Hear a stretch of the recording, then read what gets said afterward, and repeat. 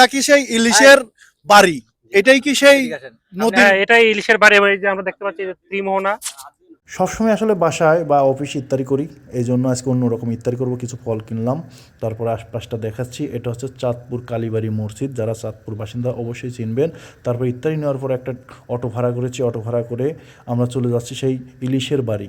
ইলিশের বাড়ি যে পৌঁছায় গেছি, এখন অটো থেকে নামবো, অটো থেকে নেমে ঘাটের উদ্দেশ্যে রওনা হব। এই যে রওনা হয়ে গিয়েছি। ভিডিওটা দেখতে থাকেন শেষ পর্যন্ত মনোযোগ সহকারে।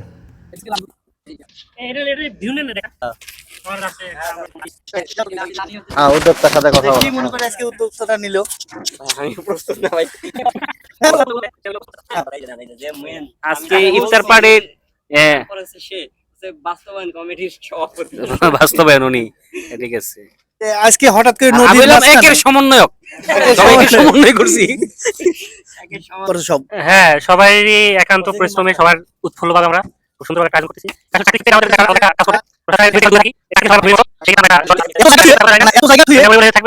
এত জায়গা থেকে নদীর মাঝখানে কেন? আমরা সবসময় বাসার ভিতরেই করি, সবসময় বাসার ভিতরেই করি, ইসের ভিতরে করি।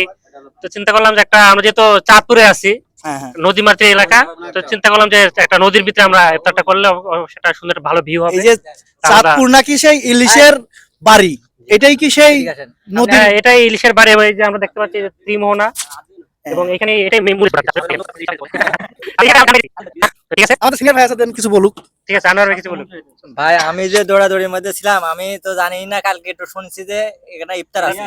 আমি বলছি ঠিক আছে, এখন দেখি সব মানে বাঁচতে। তবে আজকে এই 20 রমজানে একটাই মানে আল্লাহর কাছে প্রার্থনা যে আমার ভাইয়ের একটা বিয়ে হয়নি, ভাইয়ের বিয়েটা যেন এই বছরের মধ্যে হয়ে যায়। কোন ভাই বিয়ে হয়নি? আল্লাহ কবুল করুক।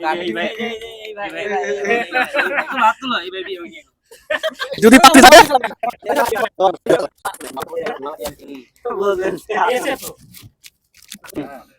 হোক,